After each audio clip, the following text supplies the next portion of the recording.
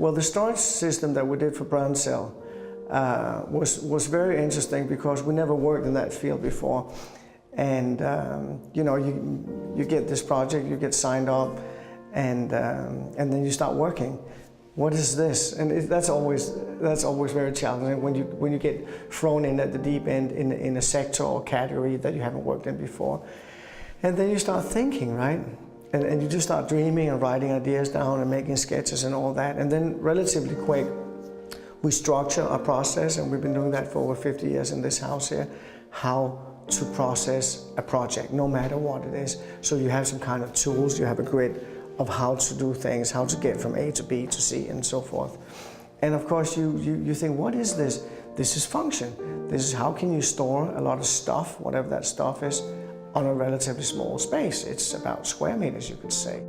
But then of course there's a lot of other things to it when you start thinking of it. And one of them that we discovered is that it's not enough just to have function, you also want to have aesthetics, because you're in this office environment and somebody put a plant there to make it nice for you, and a water dispenser and a window so you have a view, and a nice table that can go up and down and whatever. And of course you want your storage system to look nice and to fit into that environment as well. And they say that if you speak to the king in a person, you get the answer from the king. If you speak to the bastard, you get the answer from the bastard. Design process, I guess different designers have their different processes. The way we do it here, we first of all try to understand what's the problem, what is this actually about. We try to boil it down from all the information, what's the core in this task. And then we line up at least 3 different approaches. You could say, speaking in metaphors, around a triangular and a square one, for example. Let's try that. Just so you have some kind of structure. It can be 5 or 10 different approaches. What kind of ideas do we have?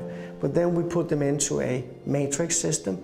So we work on these, for example, 3 different directions, and we process it to a level where the receiver, you, can understand our thoughts. So it's visualized in renderings or in models. So you say, and with text, this is the idea for this A, this is the concept for B, and this is the concept for C. And then we have the dialogue where you, with the client, whoever it is, say, hey, we like this, we don't like this.